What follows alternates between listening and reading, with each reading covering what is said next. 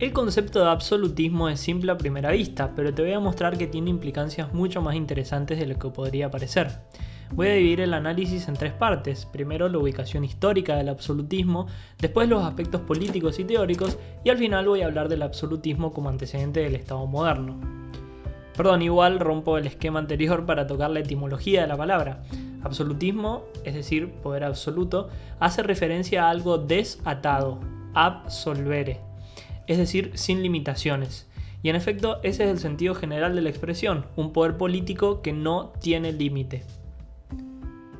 La expresión absolutismo se refiere a un proceso histórico-político muy preciso que debe situarse en el tiempo y en el espacio.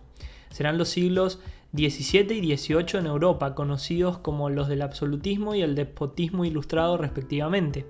Esto de despotismo ilustrado siempre me trajo problemas cuando lo estudiaba y me alegró saber que es, desde el punto de vista de la ciencia política, al menos confuso.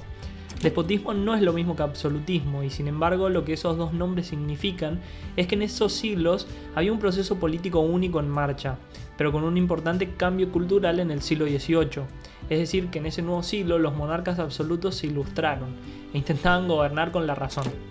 Pero si usamos absolutismo para el siglo XVII, para el siguiente la denominación debería ser simplemente absolutismo ilustrado. Pero bueno, seguirle diciendo despotismo ilustrado así no te ponen mala nota. Bueno, entonces, ¿cuál es ese proceso común a esos dos siglos? Si se considera que el siglo XVII es el último de lo que se ha llamado etapa de transición de Occidente, siglos XIV a XVII, y el siglo XVIII como el primero de la modernidad, se comprende que el proceso tiene dos puntas. Por un lado, representa el comienzo de la destrucción del orden político medieval. Por el otro, el comienzo del Estado moderno. El proceso de absolutización comienza con una ruptura progresiva de las relaciones reales que limitaban el poder de la monarquía estamentaria medieval. Desde la perspectiva más macro, se abandona la idea imperial y el pontificado pierde su poder como árbitro de los príncipes cristianos. Más abajo se da un proceso de concentración del poder en todos los niveles, el traspaso de las funciones militares y económicas de la nobleza feudal a los gobiernos centrales, la formación de los ejércitos nacionales, la administración centralizada y los impuestos permanentes. Desde el punto de vista teórico, hay que destacar por un lado a los juristas que resucitan el derecho romano para encontrar o inventar fórmulas que justifiquen la preeminencia real. Así describirán al rey como legibus solutus, por encima de la ley, no obligado por ella, y como quien no reconoce a nadie como su superior. Por otro lado, los intelectuales orgánicos, como diría Gramsci, buscarán las justificaciones teóricas de ese poder que se hace cada vez más absoluto.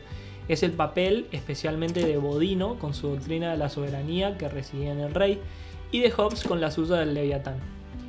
Pero el giro decisivo, el que enfila hacia el Estado moderno, se dará en el siglo XVIII. En la superficie vemos unos monarcas ya absolutos en el continente europeo que se hallan muy influenciados por las doctrinas del iluminismo. Compartían todas las preocupaciones teóricas relacionadas con las libertades, pero muy poco de las instituciones que podían resguardarlas. Para entender esto hay que tomar las tres principales características del Estado moderno y rastrear sus orígenes en la teoría y la práctica del absolutismo. Primero, la ley. El orden cristiano suponía que la ley positiva, o sea, la que dictan los poderes políticos, se legitimaba por su coincidencia con la ley divina, leyes inmutables que los hombres no pueden conocer, y la ley natural, leyes también inmutables pero que sí podríamos conocer los hombres. La obra fundamental del absolutismo será la creación de un soberano legibus solutus, es decir, no atado por ninguna ley. En la obra de Maquiavelo todavía se considera al príncipe por encima de la ley positiva, pero no sobre la ley natural. En la evolución posterior, el monarca ya no reconoce límite alguno en su capacidad de dictar y hacer cumplir la ley. Este es el antecedente directo y clarísimo de la teoría de la soberanía popular. Si la Revolución Francesa cortó simbólicamente la cabeza del monarca, se dio en ese momento una vez más aquello de que el rey ha muerto, viva el rey. El rey absoluto era reemplazado por un rey de 1000 cabezas, el pueblo soberano que como aquel no tenía límite alguno en su potestad legislativa, ni las costumbres, ni la ley divina, ni la ley natural. Por otro lado tenemos al Estado laico. Un proceso imprescindible de la historia de Occidente es el que se refiere a la relación del poder político con el poder de la Iglesia. Esta relación tenía un aspecto político que es el más evidente, es decir, el que se da entre los aparatos de poder, por un lado la Iglesia como institución y por el otro lado los estados, pero no era una relación meramente diplomática, sino que además el poder político estaba fundamentado por la religión. El absolutismo rompe esa fundamentación heredada de la Edad Media, aunque no la relación de ambos aparatos de poder. La alianza del trono y el altar es el gran escándalo de los siglos XVIII y XIX.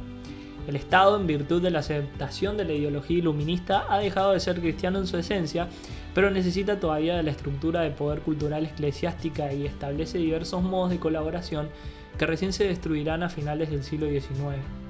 Entonces se observa que el Estado comienza lentamente a adquirir con el absolutismo la segunda nota distintiva del Estado moderno, su laicidad, su fundamentación racional y eficientista, con prescindencia de toda consideración religiosa.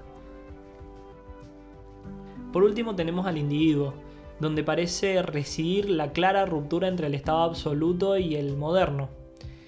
La oposición es entre el orden medieval, que privilegia al bien común, la consideración del destino colectivo, y un Estado que va virando hacia la protección de las libertades individuales como tarea principal.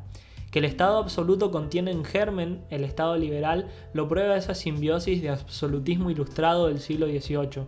Los monarcas, ganados por la filosofía iluminista, comienzan un muy lento proceso de consideración del individuo.